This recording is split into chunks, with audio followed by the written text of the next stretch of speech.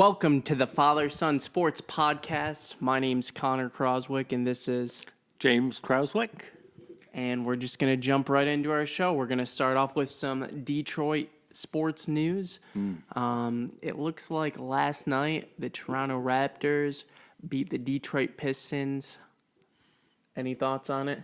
Well, beat them quite handily. We're ahead most of the game.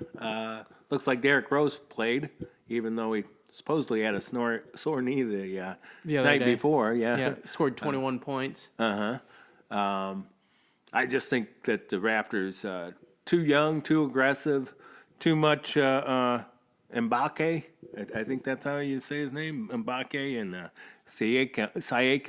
Siakam. Yep. Yeah, too much of those guys. I mean, they were getting to the hole. They were jamming on them, and they were hitting outside shots, wide open. Detroit's got no defense, and it showed. They're both pretty lanky. That Siakam. Oh yeah, and, the other guy. I mean, we got Reggie Jackson and Derrick Rose playing. I think that was probably like one of the first games in a while that they both played. But I think it's inside. Andre Drummond is, he's good as far as height, but as far as moving and going against younger guys with more athletic ability, he has struggles. Gotcha. He can't cover them. Yep. All right, well, let's see. The Detroit Pistons play next tomorrow at 12:30, which is actually going to be the Super Bowl Sunday. Yeah, Super Bowl Sunday, and this video is going to be uploaded on Super Bowl Sunday. So it'll be there because we're filming it Saturday right now. So by the time this comes out, you will be able to watch the Nuggets and the Pistons and watch this podcast at the same time if you want to. And one other thing about that game with the Pistons and the Nuggets, it's Hooper's birthday. Go say happy birthday to him. Hooper? Yeah, the Detroit Piston mascot. Uh-oh. How many years? I'm not sure how many years since Hooper's birthday. I haven't been keeping track. I feel like he's probably... It's Hooper's birthday? He's probably I think he's like the long-lost mascot. Oh? I feel like a lot of even Detroit Pistons fans don't know that he's the actual mascot. Oh. Because, teams like the Hornets, it's a hornet for the mascot. And, the Sacramento Kings, they have like a king mascot. Right. What is Hooper? Is Hooper like a horse or something? He's a piston. No, I mean, as far as the mascot's costume. That's what it looked like to me. It almost looks like a horse or something like that. I'm not exactly sure. Maybe it has to do with Detroit and cars and him, like horsepower. Oh, pistons. Okay, yeah. That's the only... Almost like a Mustang or something like that. If you know what any of this means, comment down below. Let us know, because I guess we don't know either. I guess we can... It's just a funny fact that I heard that. It's his this birthday. Week. It's his birthday on Sunday. Go say hi to him. Yeah, go say hi. Go say happy birthday. If you want to bake him a cake and candles, that's up to you. It is nice that they're playing at 12:30, so then that way they can play the game and then still watch the Super Bowl. Oh yeah, you can go see the game, get home, watch the Super Bowl. Yep. Be all ready for and with most Piston games, you might not have to stay for the fourth quarter, so right? It might be over by then.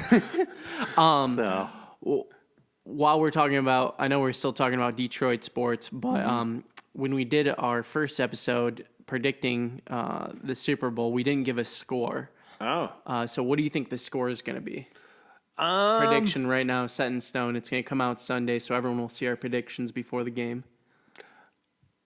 I'm going to go 30-24, and I'm going to go with San Francisco. 30-24? Yes. Okay. I think it's going to be more like 35-21. Chiefs blowing them out. Oh, okay, by two scores. 3, right? Oh, well, that'd be 2 scores. That'd be two touchdowns. Right. Yep. And I think they might lead most of the game. That's just my prediction. Okay. So it's set in stone. I mean, I just think the coin toss is huge. Well, I talked to you about that before, just in person. Yep. But the coin toss is going to be huge, and I think if San Francisco gets the opportunity, they should take the ball first and try and see if they can't set up that run game and establish some of that and go from there. So you think they're in trouble if the Chiefs get the ball first and score right away? They'll just. I think they're a better team playing ahead or even. Yeah, where they don't have to force Jimmy D to throw it too much. Right. So. Cool. All right. Well, let's get back to Detroit sports. We got the Lions. Oh yeah. Obviously, this is our off season. We're talking more acquisitions, talking about more of who we're drafting. And the big one right now is Tua Tagovailoa. It came out that his parents said that the Lions weren't a good fit for him, and I think he wants to play for Miami. Let's see. Which they have the 5th pick. Right. So what is the actual? Where does it say it? They seem to have. Excuse me. What's that? What is? I'm trying to find the quote from the parents. From the parents? Oh, right here. His last name, the Tagovailoas are concerned another poor season could force the Lions to fire Patricia, putting the quarterback in an uncertain 2021 situation of being a draft pick the new coach didn't make. Right. So they're foreshadowing us firing Patricia a little bit, is what their parents are doing. I think they're thinking that he's going to have another bad year, which he hasn't shown anything that's going to alter how they feel. Right. So they're probably honest about how they feel, and I don't blame them. I mean, I don't think anybody would. And for them to say, well, he'd probably be a better fit for a different team. Yeah. I mean. So, but he's wanting to go to the Miami Dolphins. Right. Versus the Lions. It's like. Right. So the lesser of two evils, because the Miami Dolphins, they're not really in contention to win anything. And I think it's just where the draft picks are. They're 5th in the draft, and they could do it. The Lions, if Miami was willing to, I could see the Lions doing a trade for that 3rd pick, assuring the Dolphins getting Tua. Yeah.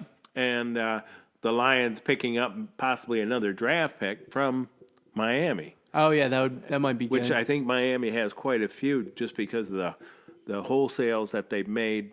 The wholesale changes throughout the season. What was the Minkah Fitzpatrick they traded away? Yeah, they traded some players away and got. I think they have multiple first-round picks. Kenyon Drake. Is what I'm trying to say. Yeah. They are stocked up with that. So I think Tua's parents are saying, hey, his and his probably long-term outlook would be better down in Miami rather than with the Lions. The weather's definitely nicer down there. That's for sure. Well, I'd rather be in Miami too. Than probably Detroit. I guess.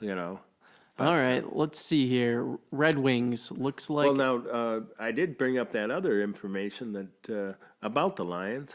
What one was that? Go ahead. There's a possible rumor that Matthew Stafford will end up being traded, and he'll go to the New England Patriots. Yeah, that's. Where is your source on that one? I think it was almost in the same story that the Tua one was from the same reporter. I believe it was Omar Kelly, as the reporter down in Miami, that kind of picked up this information. But, I don't know about that. Do you think Belichick really wants to have Matthew Stafford be the predecessor of Tom Brady? Well, if they're not going to re-sign Brady, and if Belichick's only sticking around for a year or two, Matthew Stafford would be right there. Mm-hmm. I mean, with the Patriots ex-brass running some of the Lions organization, I could see that would be a perfect team for. There you go, Max Kellerman wants. Yeah, January 21st, 2020. So this is a little bit ago, and looks like earlier in the month, Right. people were speculating, but I Yeah. think it's still it's a speculation. it's still all speculation. On that right, one. right. I mean, But how funny would that be if Stafford went to the Patriots and they won a championship? well, I don't know if it'd be funny for the Detroit fans.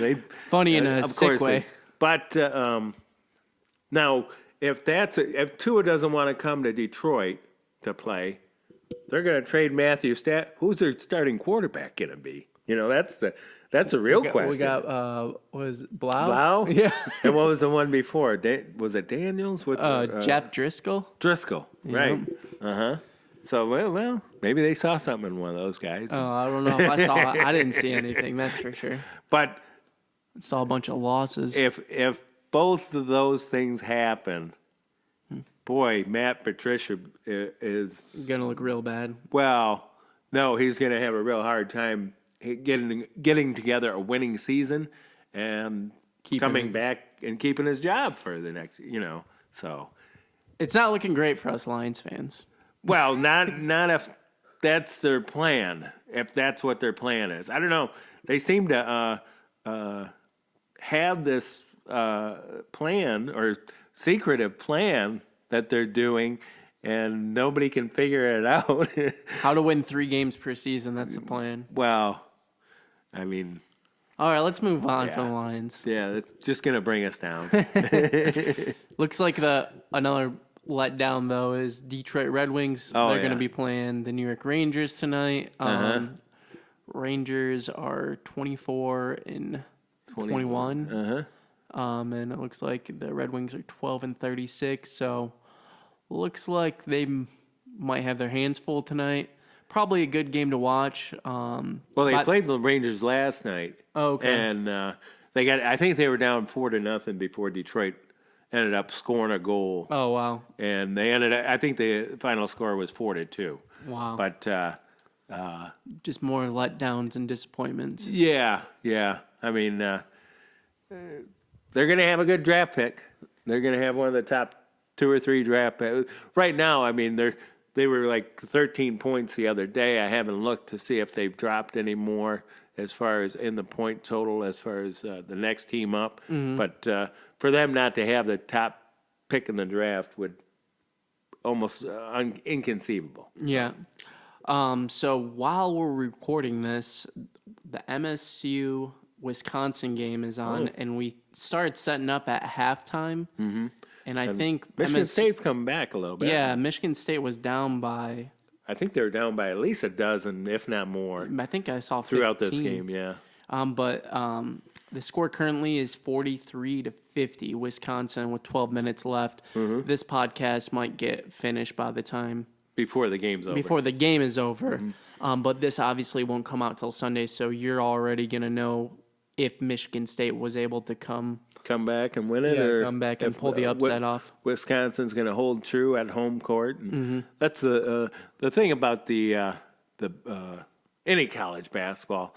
The home court advantage during the season is huge. It's hard to overcome. You can have a ranked team go into an unranked team's building, and if they play them tough, and the crowd gets behind the home team, of course. And I kind of think that sometimes the officiating goes the way of the home team just because of the influence from the crowd. And that's what ends up happening. But we'll see what the first play though that I noticed when we started doing this was Cassius Winston went down and hit a 3, like one of the first plays to step out of the half. Right. So I think maybe Izzo told him like, hey.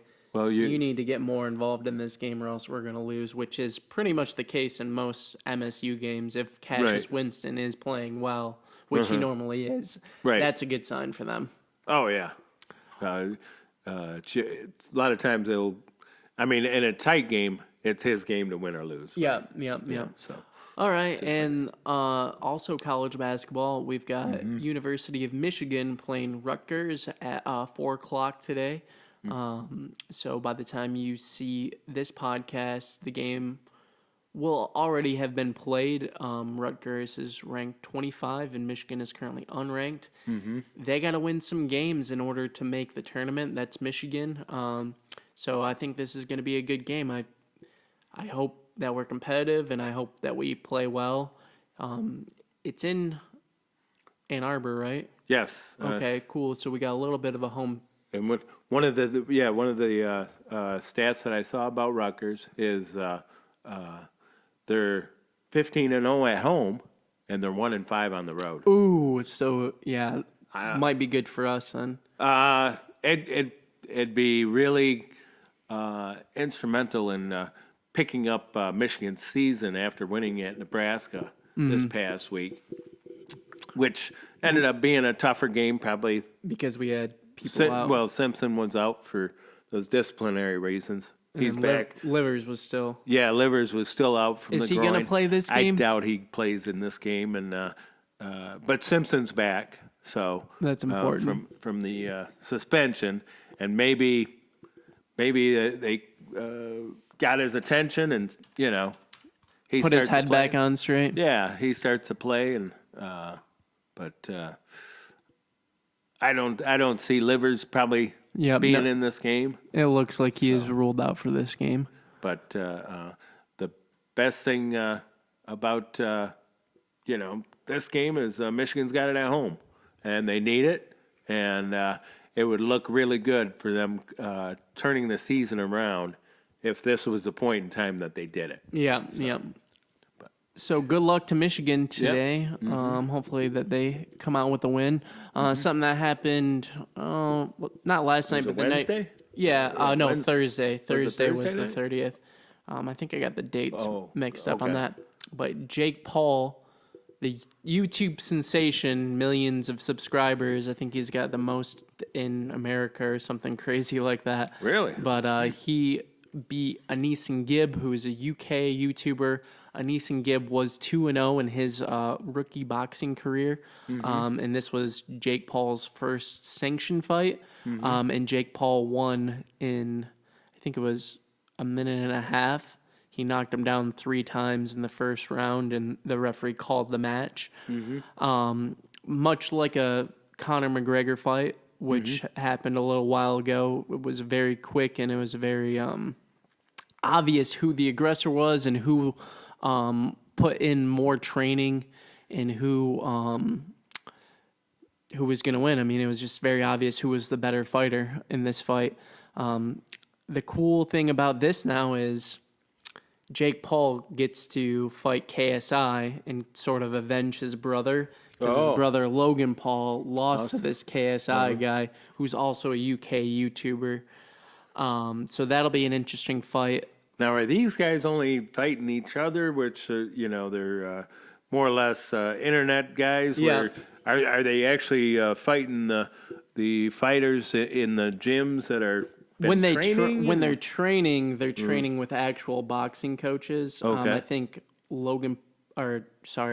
Jake Paul's trainer was like Sugar Ray Mosley, who is like a famous boxer coach. But when they're actually fighting people, they're only fighting YouTubers that have the same, they call it clout nowadays, Dad. Okay. Clout is like a level of how many subscribers and how many followers you have. Oh, okay. So Jake Paul has a lot of clout, and this Anees Gibb guy has some clout. So it makes sense for them to fight because of how many subscribers and stuff. So it's not like Jake Paul's going to go fight me or fight Joe Smo down the street who's got like... No, I was wondering more about the boxing federation itself, like the WBC. Yeah, no, they're only fighting other YouTubers. Okay. They're not... So this isn't sanctioned by any of them? It is sanctioned it is by the boxing federation. Okay. All right. I'm just learning this stuff myself. Yeah. So. I like to ask the questions. Yep, no, all good. So, yeah, I think if he were to fight, the troubling thing would be if he were to fight other boxers that were actual boxers, is those boxers would get fame because he's so famous kind of thing. Huh. And that's something new that's interesting that's coming into this fighting world. Oh. That's never really been there before. They want you to be as famous as them. Or else they feel like they're doing you a favor. Oh. In a way. Huh. It's kind of how I see it. Okay. Yeah. But yeah, it should be interesting. Jake Paul fighting KSI. My prediction is I think Jake Paul wins that as well, just because his coach is so good, and obviously he's training him right. And I don't think KSI has. I mean, even though he beat Logan Paul, I don't think he's got the training, the coaching. Now, there's no final deal as far as when this is going to take place, or no, not if yet. and when. Not yet. Say. Not yet. Hopefully, it's soon. Okay. But I think what should happen, and this is just talking our society completely, I think if two adults that are around the same weight want to fight, they should just let them fight. And I don't think anyone should get assault charges. Well, they're doing it in a ring. They're doing it, with officiating and judging and stuff like that, I'm sure, but it is fair to note that I do own a Western Michigan Golden Gloves championship trophy. Oh, okay. Wow. I mean, I don't know if this is something that Jake wants to think about, if he wants to make you an offer. As far as, does he want to fight? I think I'd need at least a year of training. I'm not sure where he's at after doing this fight.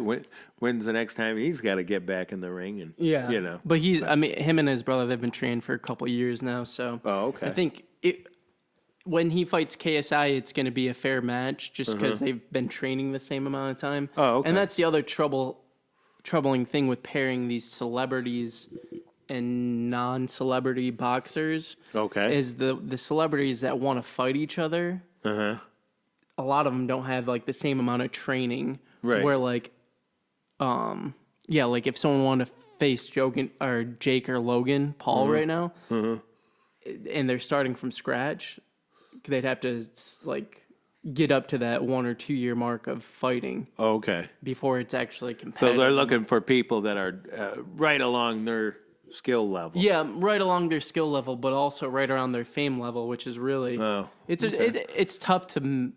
I feel like it'd be a tough thing to match these fighters. Right, because of all the different things that are going on. How many people are going to be on the same lengths? As fame and both fame and both. skill wise. Yeah. All right, let's move on to some more fighting stuff. That's kind of like a UFC type situation going on there. Yeah, but that's boxing. With this is UFC. So Joe Rogan and Stephen A have been going back and forth because Stephen A was at the UFC fight, obviously representing ESPN Plus. That was the Conor McGregor.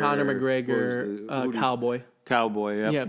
And Conor McGregor won in like 40 seconds. This was a couple weeks ago. But Joe Rogan and Stephen A are still going back and forth because Stephen A, I think one of his comments post-game, the question was, what does this tell us about Conor McGregor? And Stephen A just said, well, I don't think it tells us anything about Conor McGregor. Right. And doesn't tell us nothing. And then Joe Rogan comes in, well, obviously it does, because Conor McGregor hasn't fought in a couple of years. Right. And he hasn't won in a couple of years, and especially not won in this sort of fashion, in the 40-second fashion that he did.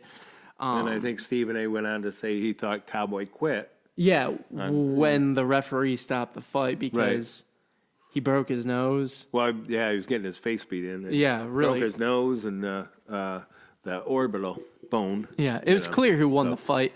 But just seeing Joe Rogan, who is obviously an expert, I would say, when it comes to UFC fighting, MMA, because he's been reporting on it and announcing on it for so long, and he talks about it in his podcast. And not only talks about it, but before he started doing stand-up, he was a fighter himself. Yeah, and he still does jiu-jitsu and stuff like that, and he talks about it and talks about working out. So he's not... And most of these guys, he does a lot of his studying and goes into the background of, these different fighters and stuff like that. So he knows a lot, and he'll even say himself, I don't know anything about NFL, basketball. Yeah, something that he's not MLB. versed in. Yeah, he's not versed where he's kind of arguing with Stephen A. Smith, who he talks about all sports. Right. You know, He's just he's got a broad band of things that he discusses as far as his range of sports. But Stephen A. thinks that his opinion is as valid as Joe Rogan, and I think it's just clear in this matter that it's just not, just because Joe Rogan knows so much. Right. And Joe breaks down the fight, even though it was only, 40 seconds. Right. Conor McGregor did a lot of damage in that 40 seconds. Right. So, and Cowboy probably would have lost even if the fight ref continued, wouldn't have stopped the fight. Correct? Yeah, for sure. I mean, it's one of those things where he knows exactly what was happening and how it happened. Yeah. As far as I think he said he was doing taking his shoulder. And actually, like something that's never been done before. Right. It had him in what's called the clinch. When you're right next to someone like that, you're both holding each shoulder other. And shoulder bone, and that's how he broke his nose with his shoulder. Yeah, bone. right to the face. Wow. I mean, that's got to be some strength when you're that far from somebody. Oh yeah. This far from somebody, and you're actually breaking their nose with your shoulder. I think they probably will start calling that the Conor McGregor move, because no one else did it up until did something like that until that time. I have heard Joe talk about this, and he did say that years ago, guys weren't doing like a front kick to the head, and then somebody started doing it, and everybody started doing. It's one of those things where, like you're saying, the one person does it, and then everyone else starts doing it. They say, "Hey, look at that move, man!" Yep. So, anyways, I think Stephen A., you're wrong in this position. Go ahead and say it right now. If you want to come on the Father Son Sports podcast, we'd love to have you. We'd love to debate you and tell you how you're wrong in this situation. And Joe Rogan was right. Turn the volume down probably on that one. Oh yeah, we'd have. Yeah, he does get a little loud. Let's see here. Moving on from that. It seems funny that you can get so loud on so many different issues, no matter what the issue. Oh yeah, he's so passionate and emotional about everything. Like for instance, this next topic, the 21-year-old woman who won the Australian Open, her first Grand Slam. Grand Slam. Sophia Kenin. He would be like, Sophia Kenin, she's the best out of them all. The only one that I know. But congratulations to her. For sure. She's American. She was actually born in Russia. Wow. Is one of the stories that I read. And was trying to, I guess she's coached by her dad, and good for her. Congratulations. Don't really follow. Every once in a while I watch a tennis match, and but it wasn't something I was actually following. But congratulations again. Yeah, heck yeah, awesome. What else do we got? We went to a Pellston basketball game last night. Yes. Pellston High School. It's in northern Michigan. What was it? Class D or C? I believe it's D. Okay. I'm believing D. Class D. They played Onaway. Really good game to go watch. Yeah. And again, one of the reasons why we like to go watch is local kids. Local kids, but it's an interesting situation where the coach has his son playing on the team, and the son is the senior. Right. And it's kind of a nice little storyline to follow along, because they were in the playoffs last year when he was a junior. That's Blake Cassidy, that is. He wears number 2, I believe. But we went and watched him last night. Couple thoughts on the game, at least from me, is from Blake Cassidy going from a junior to a senior and playing some of the same teams varsity-wise. I think teams are recognizing that he's like the best player on the team, and that maybe we need to do more than just play man or play zone. I think he's facing a lot more double teams, triple teams, a lot more traps than he did maybe in last year. And also, I think the pressure is making his maybe shot selection go down. I think last year when I watched him, the few games that I did, and this is just my opinion, this shot selection was a lot better last year from him. He was a little bit more wide open when he was shooting his shots. Last night, they did win. Pellston did win. They played really well, but I feel like his personal shot selection wasn't as good as it used to, or as last year. And last year, also, I think they had a couple more players that were more isolation players where they could take one-on-one and actually get a bucket. Maybe because I was watching the playoffs more so last year and we're not quite to high school playoff time, maybe the team just needs to get some more synergy, some more chemistry. But overall, Pellston looks like a really good team. I think they only have one loss on their record. However, last night when they played Onaway, they were blowing them out in the first half, and I think it was actually 55-30 at one point, like a 25-point game. Oh, yes. It was, yeah. And Onaway, with like the last like couple minutes left, they got it down to 10. So in the fourth quarter, Onaway was coming back, which was pretty interesting. Onaway's best player, number 24. If their 3-point shots went in, I mean, he was getting hot in the second half. Some of the, I'm talking about Onaway overall. Oh, some of their shots were really close to being in, and I mean, we're talking. Yeah, I think they had quite a few younger underclassmen that were. But I'm just talking about the 3-point shots. Like they weren't like absolute bricks or hairballs. Like there was some shots they're bouncing off the rim, and they were really close. And if some of those go in, I mean, in the first half, I think it's a little bit closer of a game. Yes. Well, and they did make a conscious effort of double teaming Blake. Yeah, and that was the big thing that I noticed.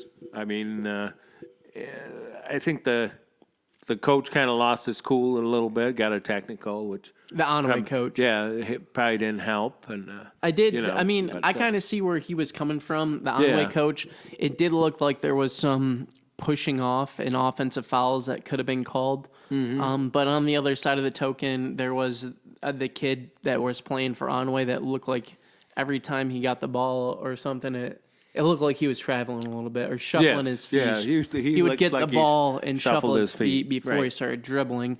And I know you get like 1 or 2 steps. But yeah, I mean, they were pretty liberal about that. Yeah, they could. I feel like the overall. I thought the officiating was pretty good last night. Yeah, overall it was fairly even. Yeah, I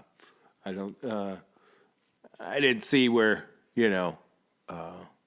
they were trying to favor one side or the other. Yeah. So I thought it was pretty fair, pretty even, and they didn't let it get out of hand or anything like that. So I'd like to go see some more Pellston games. I think that's going to be a fun, fun thing to watch towards them going into the playoffs. And I think there's a different feel and atmosphere for a playoff game than there is a regular season game, especially when you already know probably about how good this team is by, it's mid-season for them. Yep. So you know kind of how good this team is.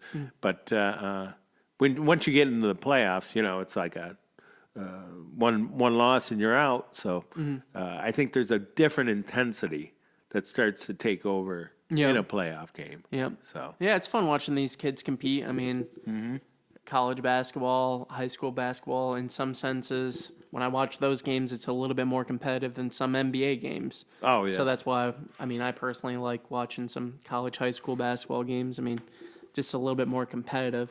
Right. Well, with the NBA guys, they're whether win or lose, they're still making millions of dollars. Yeah, they're still getting their money and,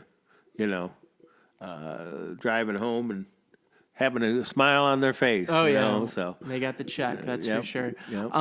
Also, Harbor Springs lost to Boyne City earlier in the week. I think it was 61-51. Did we bring that up on our last podcast or no? We didn't. We skipped over because we were going to do some local basketball. Right, okay. I just wanted to mention it. We didn't go to the game, so we didn't get to see it. I read that Harbor Springs was up for the first half, and then that Boyne City came back and kind of overthrown them. Boyne City does have fourth quarter, right? Yep. Mm-hmm. Boyne City does have that kid who can dunk, and he's been on like the news for dunking a couple of times. Right. Yeah, he's had a couple which is highlight crazy plays. for Northern Michigan. Just so you know, I think maybe one person every like couple of years you see dunking on the news, high school basketball wise. Oh yeah, as far as we're like playing, we're like you probably could see him in warm-ups or something do it, but actually doing it in a game. And the one dunk was a the guy was coming down on a fast break, put up off the backboard, bounced it off the backboard back to the like he was Vince Carter or something. Yeah, like they had set it up for the last couple of weeks, and we're just waiting to peel it open for you. Right. So, but yeah, it is a very uncommon thing to see high school basketball where a kid dunks a basketball where we're located though. So seeing it is kind of an interesting thing.